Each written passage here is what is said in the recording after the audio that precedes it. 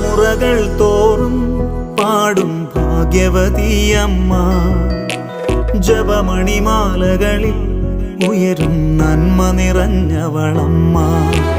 തലമുറകൾ തോറും പാടും ഭാഗ്യവതിയമ്മ. ജപമണിമാലകളിൽ ഉയരും നന്മ നിറഞ്ഞവളമ്മ.